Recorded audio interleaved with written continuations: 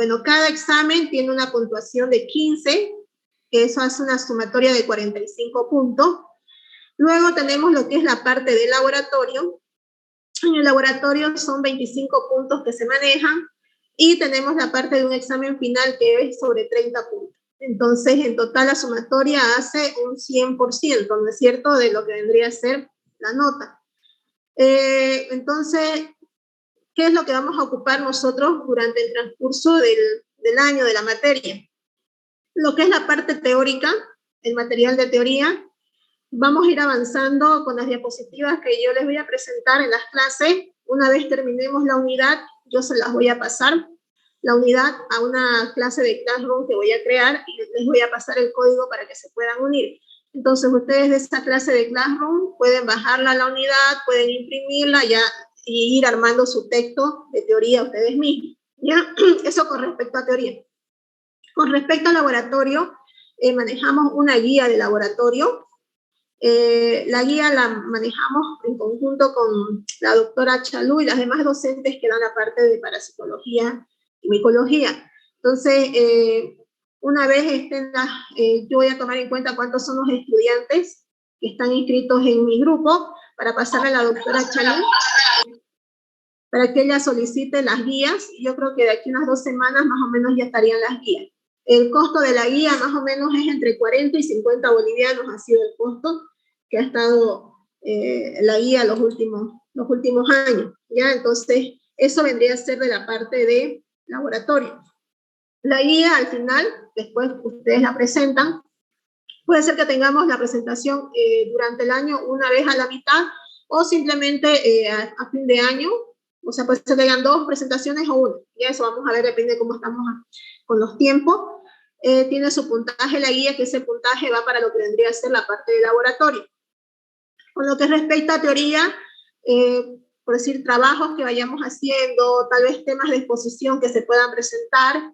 Este año también posiblemente, ya como se han suspendido un poco más las medidas que estaban de restricciones, yo creo que este año, si Dios quiere, vamos a tener feria, tanto facultativa, como ustedes saben que después los trabajos que tienen mejor puntaje se van a la feria de la universidad, ¿no es cierto? Entonces, como somos anualizados y tenemos más tiempo para podernos ver y poder trabajar sobre un tema, vamos a hacer un trabajo para poder presentar en la feria, ¿ya? Entonces vamos a organizar por grupo.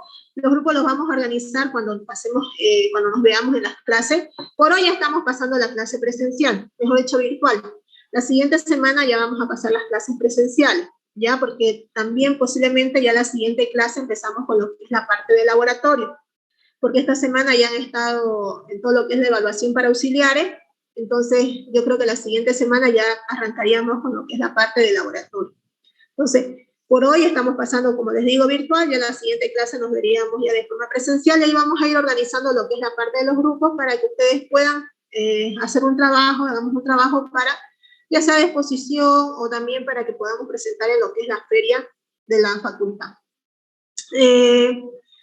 Todo eso, trabajos extras que yo les dé, ya sean trabajos de investigación, qué sé yo, de exposición, o algo extra que se vaya dando en el transcurso de la materia, todo eso va a tener su puntaje, ¿ya?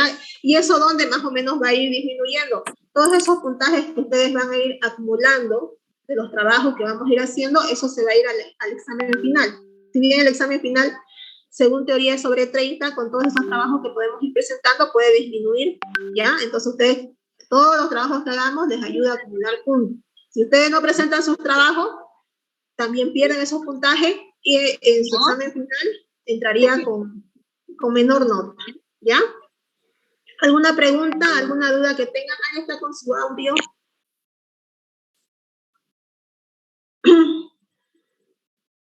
Doctora, ¿usted va a armar los grupos o nosotros? Yo voy a armar los grupos. Eso estoy esperando que terminen de inscribirse, porque todavía han estado inscribiéndose. Entonces quiero ver cuántos son en total para poder hacer así la división. Ya por eso es que todavía no he hecho los grupos. Muy bien. Doctora, una consulta. Laboratorio serían 25 puntos y más presentaciones serían puntos extras. No, disminuye. El laboratorio es 25 puntos, pero la guía tiene su puntaje, entonces el puntaje de la guía va para el puntaje del laboratorio. Si la guía vale 5, el laboratorio va a ser 20, ¿no es cierto? Ya son los 25, por decir el examen de laboratorio sería sobre 20. ¿Quedó claro? Cada examen valdría 15 puntos.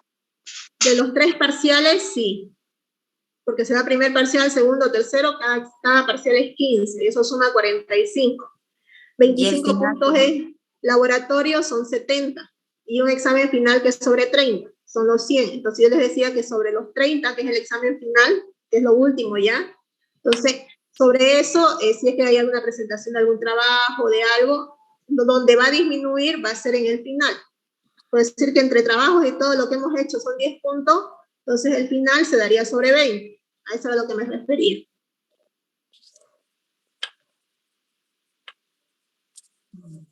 ¿Quedó claro? ¿Sí? ¿Alguna otra pregunta? Buenas noches, doctora. Sobre los, en laboratorio utilizamos bata y también pijama. El uniforme para el laboratorio.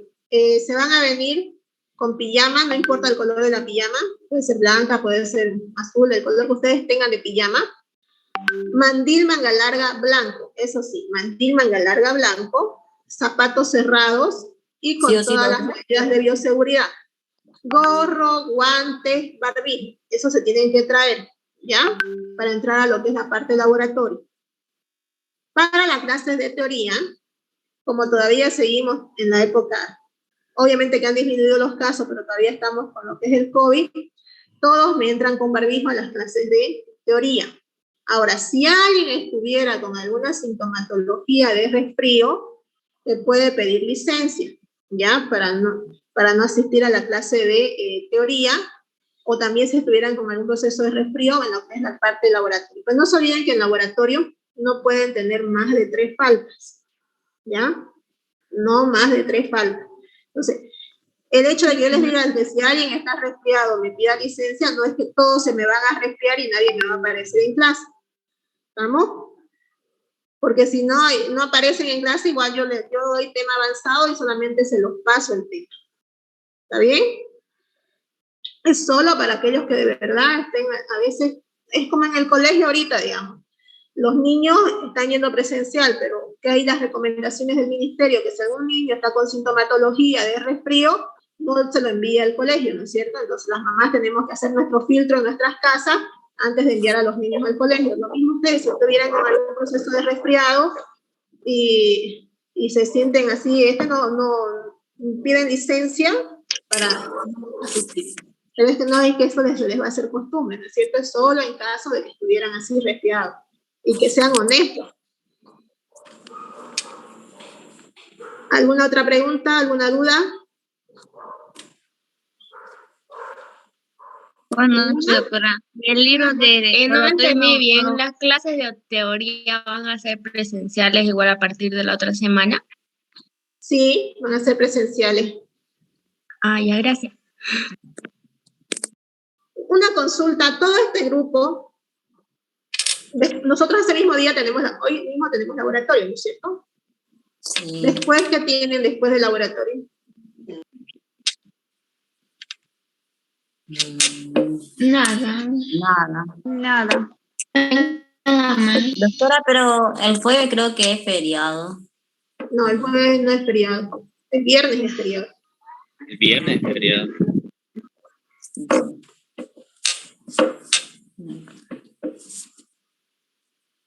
Ya. Yo tengo después de su clase de teoría química analítica, tengo después de su clases teoría. Después del laboratorio. Sí. Ah, ya. Y están pasando presencial química analítica, si no me equivoco. ¿Lo ven? No, todavía no nos ha dicho, solamente Todo virtual todavía. Todavía, sí. Ah, ya. Bueno, entonces, en eso vamos a quedar, ya, laboratorio, y después, bueno, yo tengo después de ustedes, igual tengo clases, o sea, yo me quedo en la universidad hasta las 8:30 el día jueves, porque paso con ustedes laboratorio, después tengo teoría con microbiología y después paso teoría nuevamente con ustedes. Así que nos vemos en la parte de presencial, que también de esa forma ustedes atienden mejor y captan mejor lo que es. En algún caso, alguna otra ocasión, digamos que tal vez ocurra algo, tal vez puede ser que pasemos virtual, ¿ya? Pero vamos a hacer mejor de forma presencial. Yo les voy a pasar en... ¿Los ¿Perdón? apuntes revisa? ¿Perdón? Los apuntes, ¿Qué tienen los apuntes? ¿los revisa? ¿Los apuntes? No. Sí. ¿Lo que ustedes toman nota ese día en clase? Sí. No. ¿Alguna otra duda? Entonces, de esta semana, doctora, vamos a ir presenciales, ¿no? Sí, el siguiente jueves. A no ser que den alguna tolerancia, que ahorita que dijo su compañera, no sé, tal vez den tolerancia y que no se abra la universidad en la tarde y el día jueves, yo les voy a comunicar, ¿ya? Pero eso, por el momento, hasta ahorita, yo que sepa, hay clases, el feriado es el viernes. ¿Está bien? Bueno, si no tienen más dudas, vamos a empezar con un poquito del avance de lo que es la materia. Voy a empezar compartiendo la pantalla.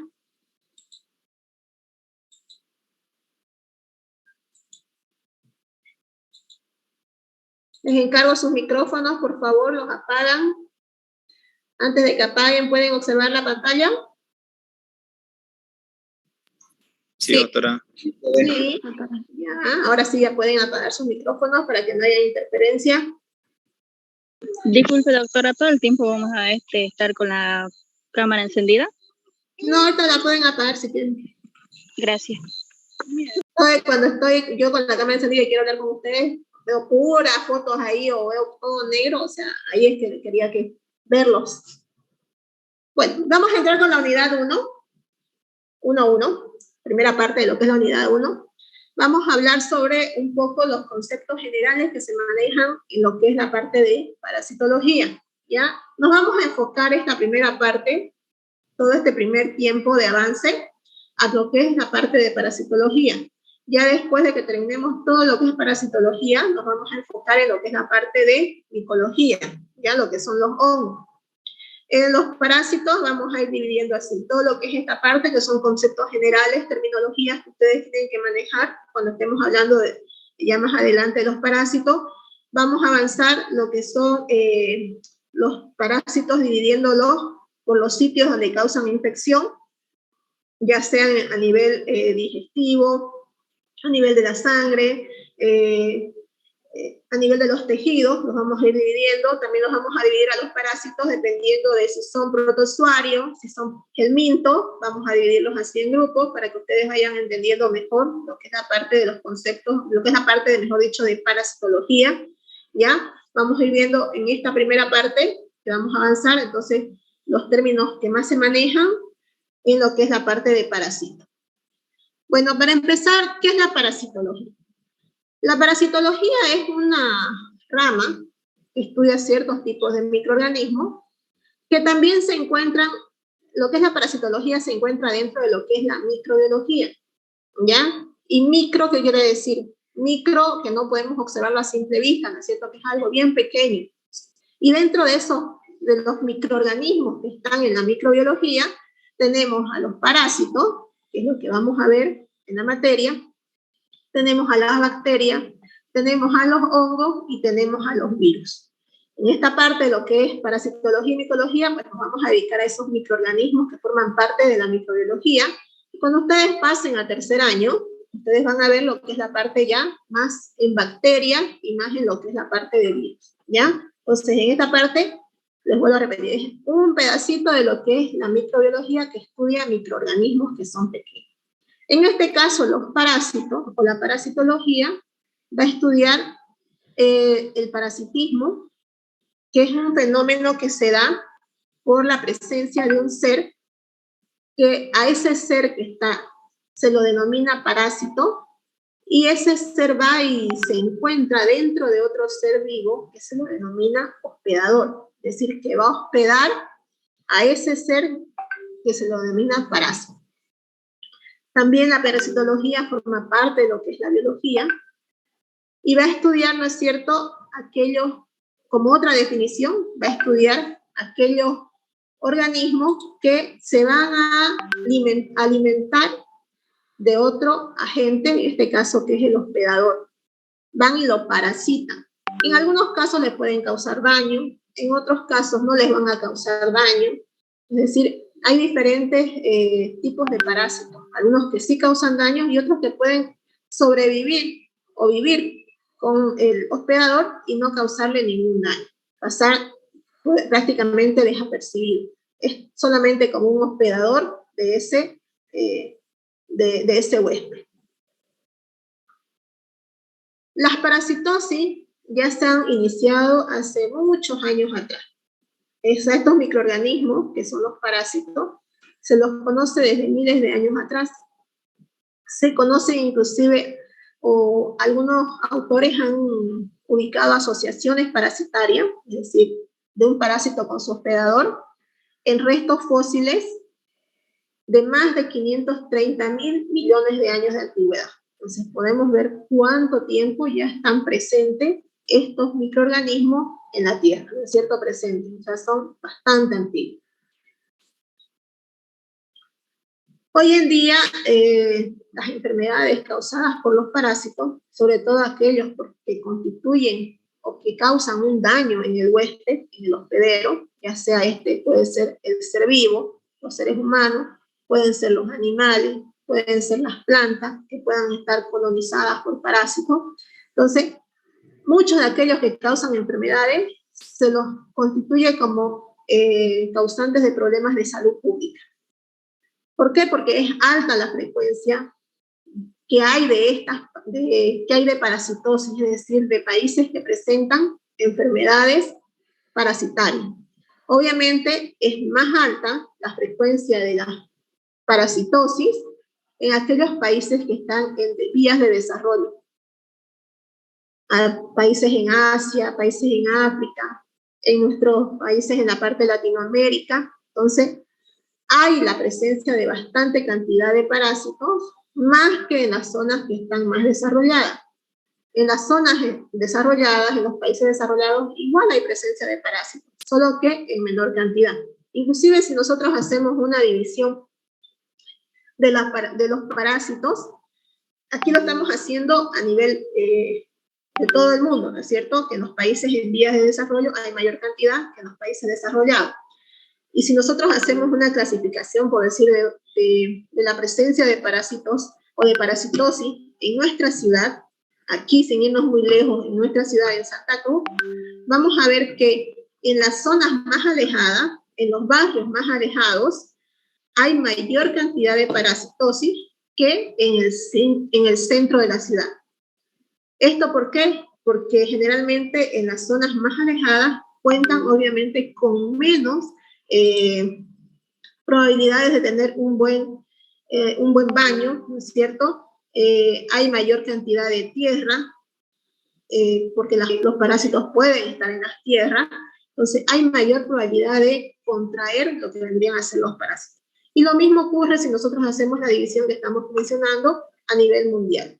Los países en vías de desarrollo tenemos a veces diferentes hábitos, son más pobres, ¿no es cierto? Hay menor cantidad de lo que vendrían a ser, por decir, letrinas. Aquí en la parte de lo que es también los pueblos, en el campo, a veces no hay un baño así bien como hay en la ciudad, ¿no es cierto? A veces solamente son pozos que están cavados, o también las personas no tienen la costumbre de tener esas letrinas, cavar esas letrinas, y van y hacen por el campo. Entonces, de esa forma se van transmitiendo los parásitos.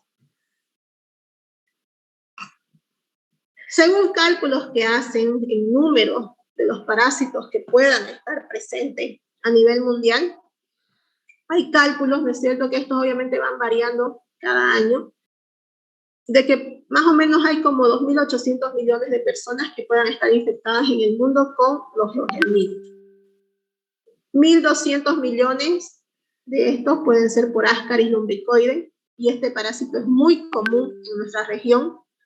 795 millones por trichuris trichuras, igual es un parásito muy común en nuestra región, este trichuris. 740 millones por urcinaria, igual son parásitos que nosotros nos encontramos aquí en nuestra región, Ascaris, trichuris, las urcinarias están presentes causando infección también. Según la OMS, o lo que es lo mismo la Organización Mundial de la Salud, hay como 200 millones de personas que están con esquistosomas, 1.500 millones de personas que son infectadas por helmintos, con filarias linfáticas, es decir, estos son parásitos que se encuentran en la sangre, en la circulación. Hay como 120 millones de personas infectadas en el mundo con estas filarias que ocasionan problemas como ser la elefantiasis. 37 millones con Onchocerca volvulus, esto sobre todo en aquellas personas que viven más cerca de los ríos, y un 20 a un 30% a nivel mundial de la población tiene el parásito del Toxoplasma gondii, que este es un parásito que es transmitido generalmente por las heces o que se encuentra en las heces de los gatos.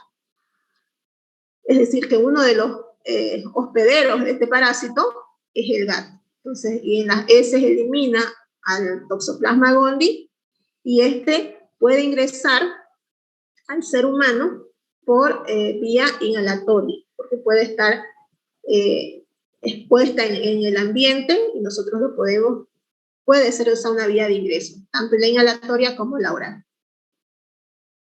Nosotros vemos los otros tipos de parásitos, como aquellos que también se encuentran en la sangre, como ser el parásito que causa la malaria o el paludismo, que es ahí se me fue el nombre, que es el Plasmodium. Pueden haber entre 300 y 500 millones. Y la malaria es algo igual que se da muy frecuente en nuestra región, porque el vector que causa la malaria es el mosquito. Entonces hay zonas aquí en nuestro departamento, sobre todo, que hay bastante frecuencia de pacientes con presencia de malaria. En el lado del Torno, por decir, es alta la prevalencia, la frecuencia de personas que presentan esta malaria.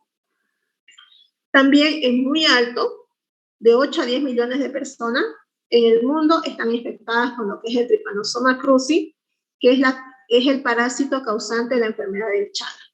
Igual, en nuestro país tenemos es bastante elevado las personas que tienen Chagas en nuestro país. Y esto obviamente también hay zonas donde está delimitado estas enfermedades, ¿no es cierto? Hay zonas donde son más endémicas. Por decir, en la parte del Chagas es muy frecuente en las zonas de los valles. ¿Por qué? Porque se dan las características necesarias para que el vector se reproduzca.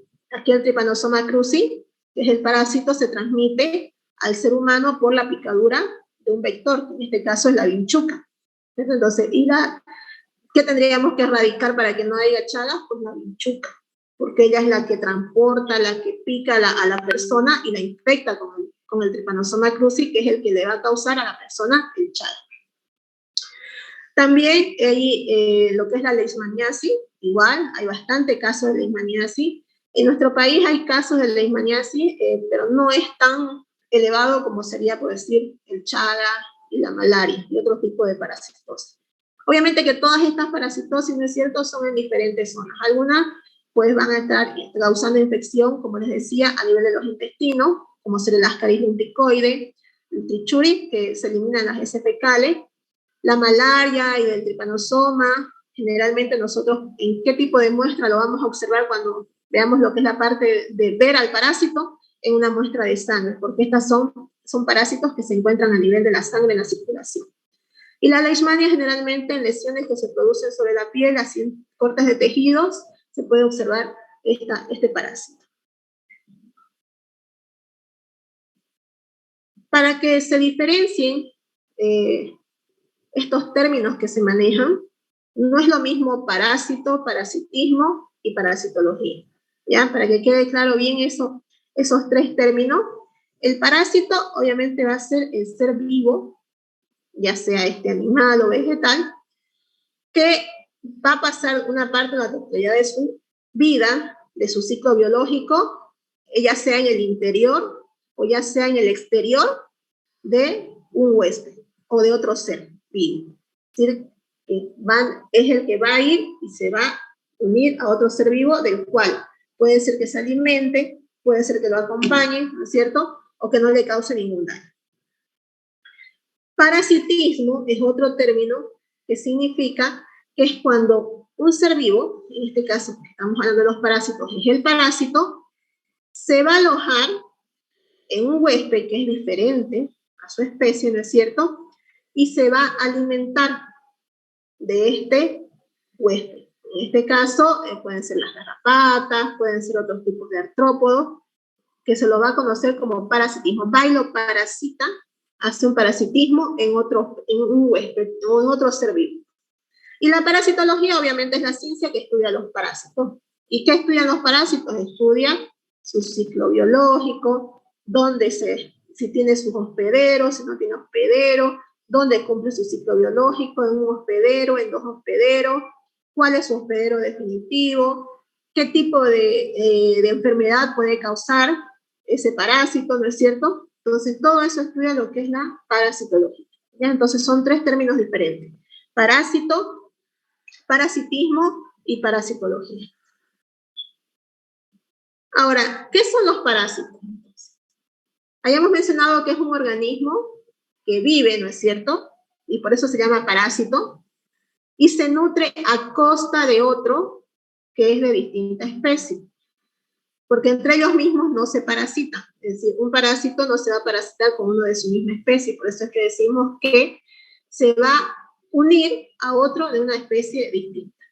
Y de ese otro ser vivo al cual se une, de diferente especie, pues se va a alimentar de él. Puede ser alimentándose de él, como habíamos mencionado, sin aportar algún beneficio a ese huésped, o pudiendo también producir algunos daños o lesiones en el huésped. Este parásito puede vivir tanto sobre la especie a la cual está parasitando o dentro de la especie que está parasitando.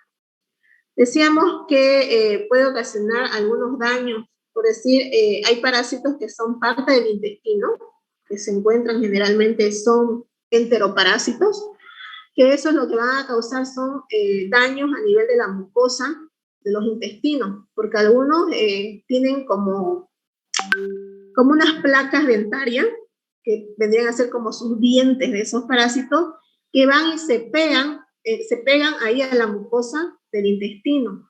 Y al pegarse a la mucosa del intestino, succionan sangre y aparte de eso también producen lesiones. Es por eso que muchas de las personas que tienen parásitos tienen también problemas de anemia, es decir, disminución de sus glóbulos rojos. ¿Por qué? Porque dependiendo del tipo del parásito con el cual están infectados, pues les puede causar esos procesos de anemia, porque algunos, como les mencionaba, van a ir y se van a alimentar de sangre. Entonces, ocasionan que los glóbulos rojos de esa persona, en este caso, vaya a disminuir. Por decir, si hablamos de parásitos que están externos, de forma externa, las garrapatas en los perros, que son las mascotas más comunes que tenemos cerca, son parásitos que están en forma externa, no están en el interior del perro, ¿no es cierto? Están de forma externa, nosotros los podemos observar. Y estas garrapatas precisamente ocasionan ese daño que les mencionaba de causarles anemia, en este caso a los perros. Al menos si tiene bastante cantidad de garrapatas, pues es más probable que ese animalito esté con una anemia. Ahora, ¿qué otra causa pueden causar estas garrapatas también? A veces las garrapatas son portadoras de otros microorganismos como ser las bacterias. Entonces, por decir, si el animal tiene una bacteria, el perro, esa garrapata lo pica, se vuelve un hospedador de esa bacteria, y si esa garrapata pica a un ser humano, le puede transmitir esa bacteria y en el ser humano puede ser patógena la bacteria y causar una enfermedad. Entonces, esos son los tipos de parásitos que nosotros vamos a ir viendo en el avance. Hay tres clases principales de parásitos que pueden causar enfermedad en los seres humanos. Estos son los protozoos, que son los parásitos más pequeños. que son bien microscópicos, tanto en su forma adulta como en su forma de huevos de quiste.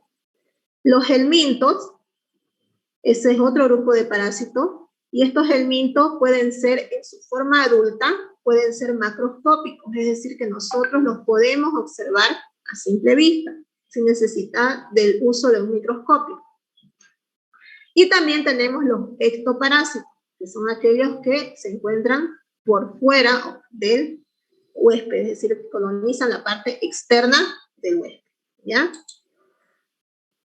Estos protozoos y los helmintos, la gran mayoría de estos se encuentran sobre todo a nivel del intestino, es decir, que la gran mayoría de estos dos grupos de protozoos y de helmintos son enteroparásitos, y ese nombre de entero quiere decir que están en el intestino, de ahí su nombre de enteroparásito. Y los ectoparásitos, pues obviamente hemos dicho que pueden estar por fuera. ¿Quiénes pueden ser ectoparásitos? Las garrapatas, las pulgas, los piojos, esos son ectoparásitos.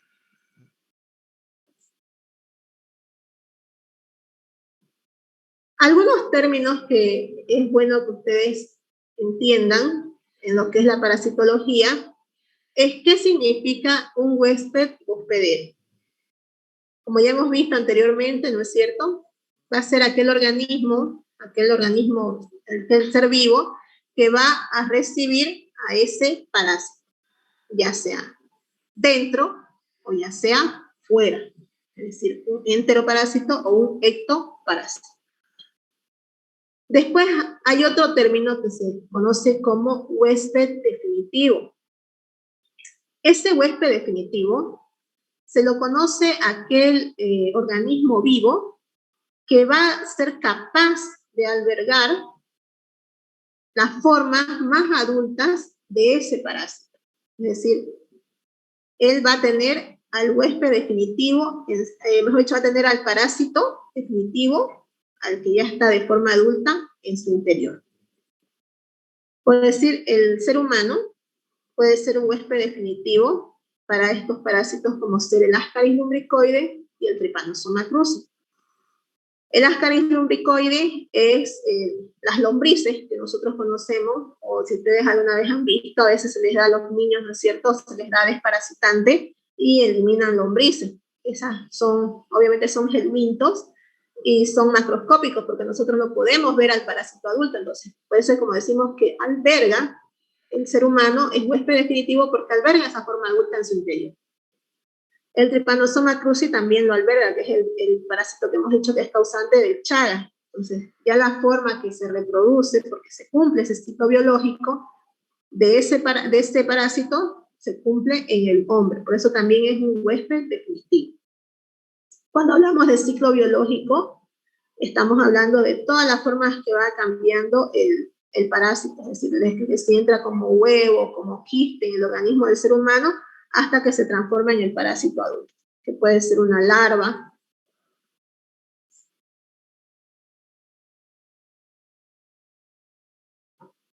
El huésped intermediario, aquí hablábamos del huésped definitivo, ¿no es cierto?, que es donde alberga las formas adultas.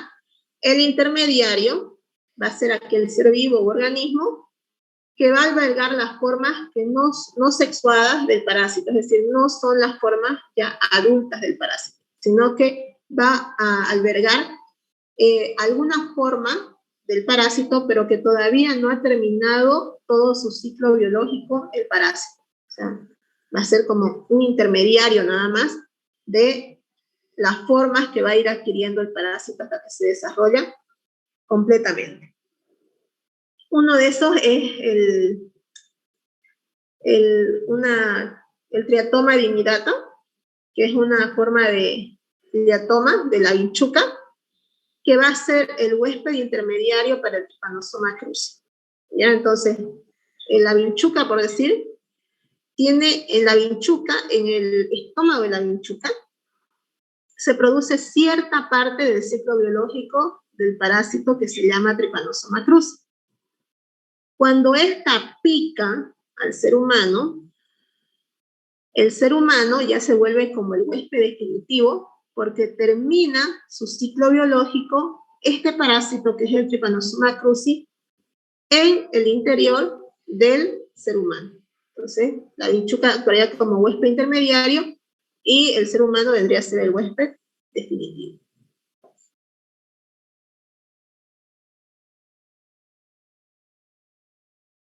El cerdo también es un huésped intermediario, si seguimos con los ejemplos, es un huésped intermediario para otro tipo de helminto, que es la Taenia solum, que es causante de la enfermedad conocida como teniasis, ¿ya?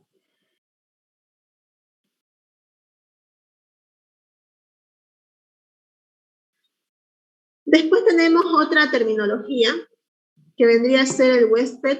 Hemos visto huésped u hospedador, que es, ¿no es cierto?, el huésped definitivo, el huésped intermediario, y luego tenemos el huésped paraténico o transportador. ¿A qué se refiere esto? Como su mismo nombre lo dice, transporta ciertas formas del parásito hasta que éstas van a llegar a su etapa adulta. Pero no sufre ninguna variación en este huésped, solamente lo transporta, es decir, así como ingresa la larva, no le ocurre nada, no tiene ninguna transformación, no ocurre ninguna parte de su ciclo biológico. Lo único que hace es actuar como un transportador de ese parásito. El más común es en las formas de las larvas. Por decir, un ejemplo de un huésped que actúa como paraténico es el hombre, que va a ser huésped paraténico de aquellas larvas que se conocen como Toxocara canis, que es un parásito que generalmente infecta a los perros. Entonces, en el ser humano, cuando ingresa, no se transforma en nada ese parásito. Es decir, la misma forma como la que ingresó, así se mantiene. Por eso es un huésped simplemente transportador o paraténico. Cuando hablamos de los parásitos, podemos también ver que hay parásitos que son obligados y parásitos que son facultativos. El parásito, cuando mencionamos esa terminología de parásito obligado, es aquel microorganismo o aquel ser vivo que no puede vivir si no es en un huésped. Sí o sí necesita un huésped para poder sobrevivir. Un ejemplo de eso es este otro parásito que es igual a un helminto, que es el Enterobius vermicularis, ¿ya? Ese es un parásito que se lo considera un parásito obligado. Sí o sí tiene que tener un huésped para poder sobrevivir. Después el parásito facultativo, y como su mismo nombre lo dice, facultativo, tiene la facultad de poder sobrevivir cuando no está en un hospedero, es decir, en otro ser vivo. Puede vivir de forma libre también. Y también puede vivir sobre el organismo de un ser vivo, es decir, puede tener las dos opciones. Y un ejemplo de estos tipos de parásitos facultativos son las amebas, que son de vida libre. Entonces, hay el obligado y hay el facultativo. Y como les decía, facultativo que tiene la facultad tanto de vivir de forma libre como también ser un parásito, vivir en un hospedero. Cuando nosotros mencionamos en parasitología el término de reservorio, nos referimos a algún organismo o algún ser vivo, o ya también puede ser alguna materia inerte, es decir, que no tenga vida, que puede contener parásitos o otro microorganismo, y que pueden vivir y multiplicarse en esos reservorios. Es decir, ya puede ser, como les decía, puede ser un organismo vivo, puede ser un organismo inerte o muerto, pero que pueda mantener a esos parásitos. Va a ser un reservorio de esos parásitos. Esos reservorios pueden ser fuentes de infección para un huésped que actúa como intermediario. Ahora, cuando hablamos de vector, que también vamos a utilizar bastante esa terminología de vector en lo que es parasitología, generalmente hablamos de un ser vivo que es invertebrado, generalmente del grupo de los artrópodos, que van a transmitir el parásito a un huésped definitivo. Es decir, ellos lo transportan al parásito, lo tienen, y ya sea por la picadura, van a transmitir ese parásito al huésped definitivo, que pueden ser los perros, que pueden ser las gallinas, los conejos, el ser humano. Entonces, a cualquier organismo sensible pueden transmitirle en este caso, los parásitos. Estos vectores pueden ser mecánicos, es decir, que simplemente van a transportar al agente que va a causar la infección, al parásito, pero no se va a producir ninguna parte de su ciclo biológico del parásito en esos vectores, por eso se los llama mecánicos, solo son como transportadores. Entre eso tenemos las moscas, que transportan en sus patas generalmente, pueden transportar, por decir, si van y se asientan a las heces fecales, y luego van y se asientan a los platos de comida o a las comidas que estén sin cubrir, entonces pueden depositar los parásitos y nosotros los ingerimos, pero en ellos no se ha producido ninguna parte del ciclo biológico del parásito. Otros que pueden actuar como vectores mecánicos, es decir, como transportadores, son los chulupis o las cucarachas, que igual en sus patas, en su boca pueden llevar parásitos si es que han ido y han estado en ambientes contaminados, ¿no es cierto? Otro tipo de vectores que se clasifican son también los biológicos, pero ya en estos que son considerados biológicos, alguna parte del ciclo biológico del microorganismo ocurre en ese vector. Es decir, se lleva a cabo alguna fase del ciclo biológico dentro de ese vector. Por eso se llama vector biológico. Aquí podemos ver en este cuadro algunos vectores, las enfermedades que pueden causar y qué tipo de microorganismo es, ¿no es cierto? Porque los vectores no solamente transmiten parásitos, los vectores pueden transmitir bacterias, pueden transmitir virus a los huéspedes susceptibles. En este caso, por decir, podemos ver, miren acá, el mosquito. En los mosquitos tenemos diferentes especies, ¿no es cierto? Tenemos el mosquito Aedes, el Anopheles y el Culex. Son 3 especies de mosquitos. Obviamente estos van a transmitir diferentes tipos de enfermedades. Por decir, el Aedes aegypti, que es uno que tenemos nosotros en nuestra región, puede transmitir enfermedades que conocemos como la chikungunya, pueden transmitir el dengue, la fiebre amarilla o la malaria, ¿cierto? El Zika, que han sido enfermedades que se han presentado en nuestro departamento, y nuestra zona es rica en mosquitos. ¿Por qué? Porque se dan las condiciones adecuadas para que el mosquito, en este caso que es un vector, para que el vector se reproduzca. Por eso es que cada vez que dicen, cuando empieza la época de lluvia, hacen las campañas, ¿no es cierto? Vamos a hacer las campañas, ¿cómo se llaman esas campañas? No recuerdo. Campañas para eliminar al mosquito, al vector, ¿cierto? Hacen las mingas de hacer limpieza de las llantas, de volcar las botellas que estuvieran boca hacia arriba, echarle un polvo, no sé qué polvo le echan a las llantas que están acumuladas de agua. ¿Por qué? Porque en esas aguas se reproduce la larva del mosquito y es el vector. Entonces, si hay dengue, cuando está el vector en abundancia, cuando dejamos que aumente la cantidad de mosquitos, pues obviamente que estas enfermedades también van a aumentar, ¿cierto? Entonces, en este caso, por decir, la chikungunya es por virus, la fiebre amarilla es por parásito, ¿ya? Después tenemos el Anopheles, que también va a transmitir el paludismo, el Culex, que es otra especie de mosquito. Podemos tener como vectores moluscos, que esto es menos probable, ¿no es cierto?, en nuestra zona porque no tenemos mar, estos son acuáticos. Tenemos los simúlidos, esto en zonas donde hay río. Las pulgas, estas también actúan como vectores. Estas transmiten enfermedades como la peste, que es por una bacteria, ¿ya? El atumgiasis, que es un ectoparásito. También los piojos, como vectores, que pueden transmitir la enfermedad del tifus, la fiebre recurrente, esto que es por una bacteria, no son parásitos. Y así tenemos otros vectores. Flebótomos, garrapatas, los triatominos, que es la vinchuca. La mosca sé que también transmite un parásito, pero esta mosca, por decir, también hay regiones a veces para los vectores. Pues en este caso nosotros tenemos en nuestra región, y aquí en la ciudad igual hay bastante mosquito, ¿no es cierto? Las vinchucas son más abundantes en la zona de los valles. Esta mosca tsetse, por decir, es una que transmite lo que es la trypanosomiasis africana o la enfermedad del sueño. Esta mosca, este vector, nosotros no lo tenemos en nuestro país. Este vector, que es la mosca tsetse, está presente en África. Por eso que la enfermedad que produce se ocasiona en ese país y no en nuestro país, porque también los vectores pueden estar regionalizados. En ciertas zonas hay mayor cantidad. Por decir, nosotros sufrimos más de estas enfermedades, ¿no es cierto?, de chikungunya, dengue, zika, fiebre amarilla, que son transmitidas por los mosquitos, que por decir las personas que viven en el occidente, porque allá por lo que hace más frío, no hay mosquitos. Entonces, por eso es que decimos que a veces también los vectores están regionalizados en ciertas zonas.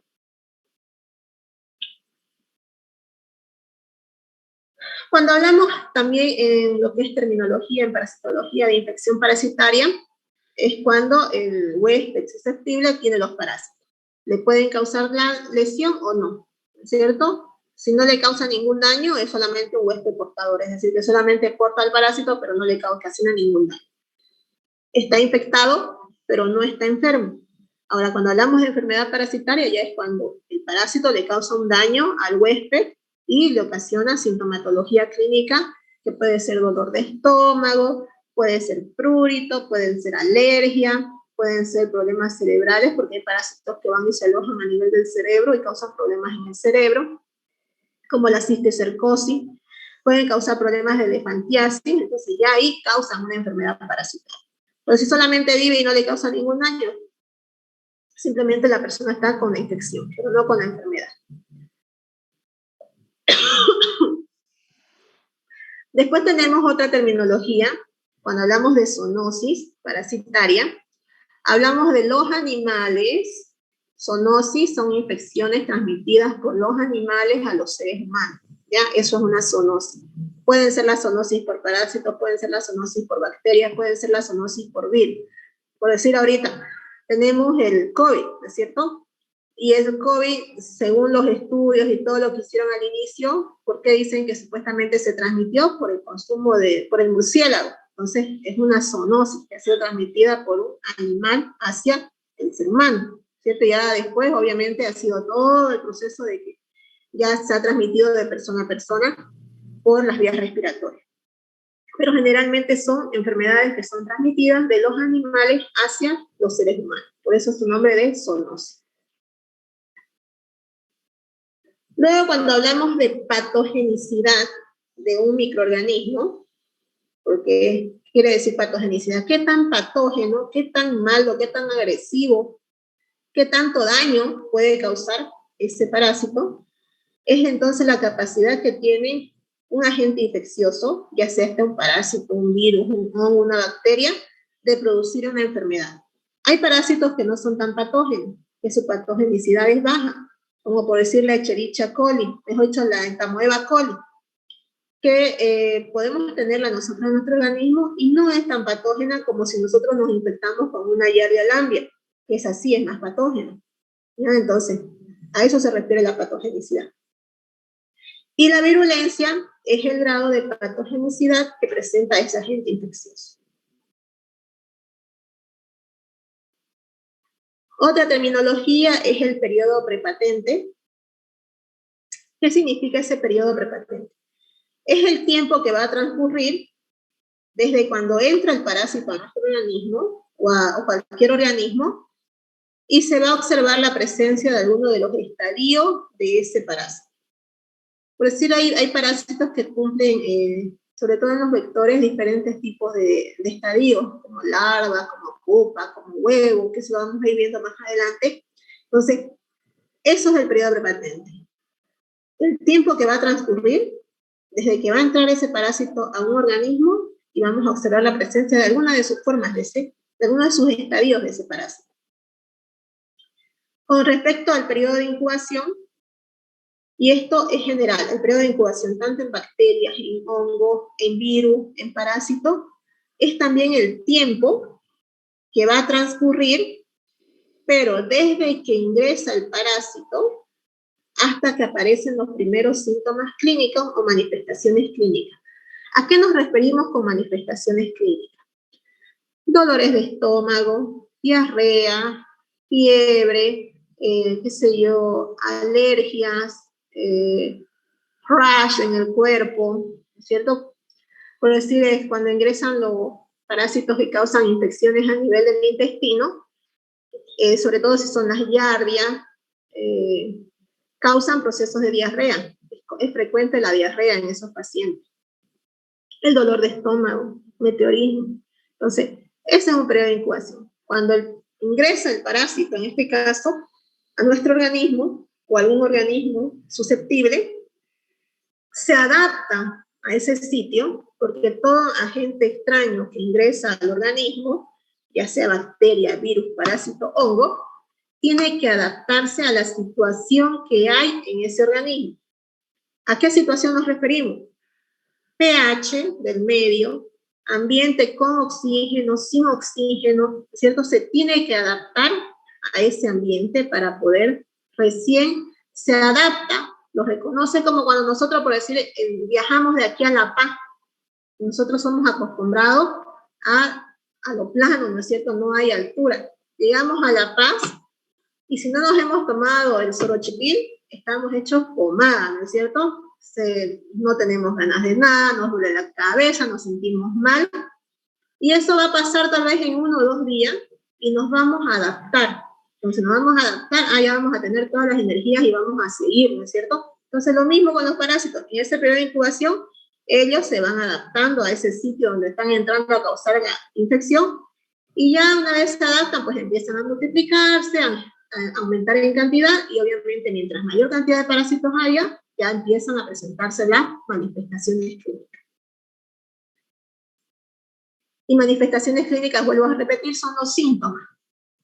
Y si nos vamos, bueno, diferente de lo que es parasitología, pero nos vamos al COVID, ¿qué decían? Ahora ha ido todo variando, ¿no es cierto? Al inicio eran 7 días, desde que uno se contagiaba con el virus, a los 7 días más o menos aparecía la sintomatología. Entonces, ¿cuáles eran los síntomas? Era fiebre, dolor de garganta, y conforme iban avanzando la enfermedad iban apareciendo otros síntomas como ser pérdida del olfato, pérdida del gusto, pero que ahora ya todo eso ha variado, ya no son los mismos síntomas que cuando inició la pandemia. Entonces, eso es un periodo de incubación, ¿ya? Ahora, el periodo patente, ya vimos prepatente, incubación. El patente es cuando ya nosotros podemos demostrar la presencia del parásito en el huésped. Es decir, nosotros hacemos un análisis y ya lo podemos observar al parásito que está causando la infección. Si le hacemos un análisis de heces fecales, que es un paciente que está con diarrea, nosotros vemos que está un parásito presente, entonces es el causante de la diarrea.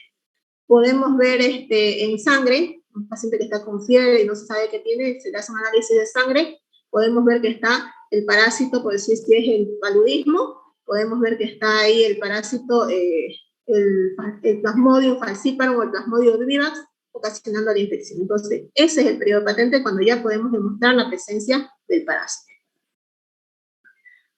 Ahora, según su localización, es decir, según dónde van y se ubican los parásitos, ya sea en el ser humano o en el huésped susceptible, reciben diferentes denominaciones.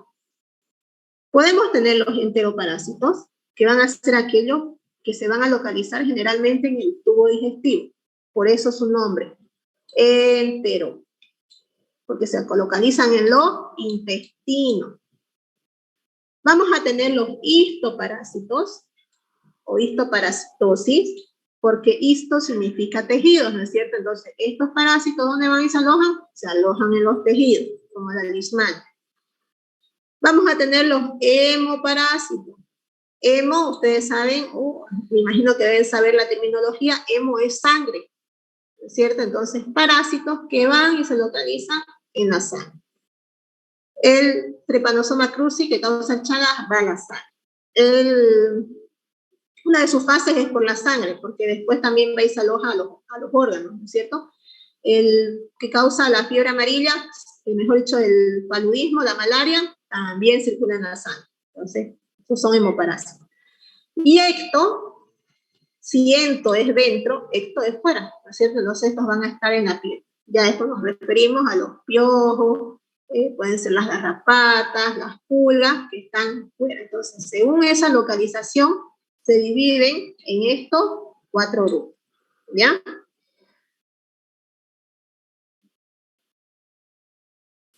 Y si definimos un poquito los endos, ya hemos dicho que son parásitos que viven en la parte interna del hueso, ¿no es cierto? Están dentro, no están fuera, están internos, están de forma interna. Y los ectos, obviamente, que están en forma externa, están por fuera. Si tomamos esto de los ectoparásitos, ya hemos dicho que están fuera, de los endoparásitos. Estos pueden estar en forma intracelular, es decir, estar dentro de la célula. Nosotros sabemos que tenemos nuestra célula, ¿no es cierto? Todo lo que está dentro de la célula se denomina intracelular, todo lo que está afuera se denomina extracelular. Entonces, algunos pueden estar de forma intracelular, dentro de la célula, se reproduce el parásito dentro de las células, por decir el parásito del paludismo, de la malaria, le gusta ingresarse dentro de los glóbulos rojos de nuestra sangre. Entonces, los glóbulos rojos llegan a romperse, a alisarse, y como hay abundante cantidad de lisis de los glóbulos rojos, nuestro hígado no puede metabolizar toda esa hemoglobina que es liberada, y por eso es que los pacientes que tienen paludismo o malaria se empiezan a teñir de un color amarillo, se ponen histéricos. Entonces, eso es uno de los síntomas que aparecen también con el paludismo, y eso porque ese parásito es intracelular. Después tenemos también los mesoparásitos, en diferencia a estos endoparásitos, que una parte de su cuerpo, es decir, del cuerpo del parásito, va a estar hacia el exterior del huésped y otra va a estar bien anclada en el huésped. Y el errático es aquel parásito que por decir que se va a encontrar en una localización no muy común de donde es su ubicación inicial, por decir el Ascaris lumbricoide, que es un helminto, es una lombriz, en este caso para que lo entiendan mejor. Generalmente él se encuentra a nivel del intestino, pero se lo clasifica como errático porque a veces en partes de su ciclo biológico puede pasar y parasitar a los riñones y puede causar daño muy grave a nivel de los riñones, ¿ya? Entonces ese es un parásito errático. Estas 3 determinaciones que estamos viendo acá, intracelular, mesoparásito y errático, es en los endoparásitos. No estamos hablando de los que están por fuera, ¿ya? Sino en los que están en el interior.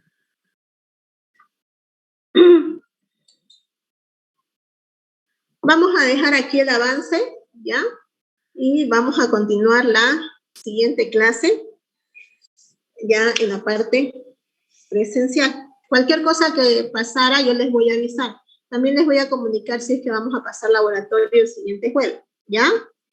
¿Está bien? ¿Dónde están? No los veo. Los cuadraditos negros nomás. Ya, entonces yo les voy a avisar el día jueves en la mañana si es que va a haber laboratorio, para que se vengan listitos para el laboratorio, ¿ya?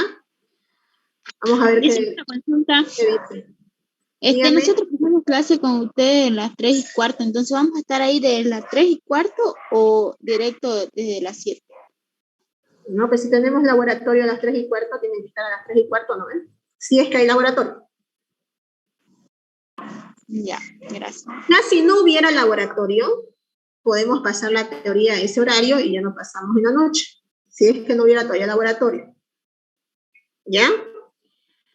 Pero si no, ya pasamos laboratorio. De todas maneras, les voy a estar avisando por el grupo, así que de eso no se preocupen. ¿Está bien? Bueno, entonces nos vemos la siguiente clase. Se cuidan todos, ¿ya? Cualquier cosita yo les voy a avisar por el grupo. Nos vemos entonces, chicos. Chao, chao. Chao, doctora. Luego.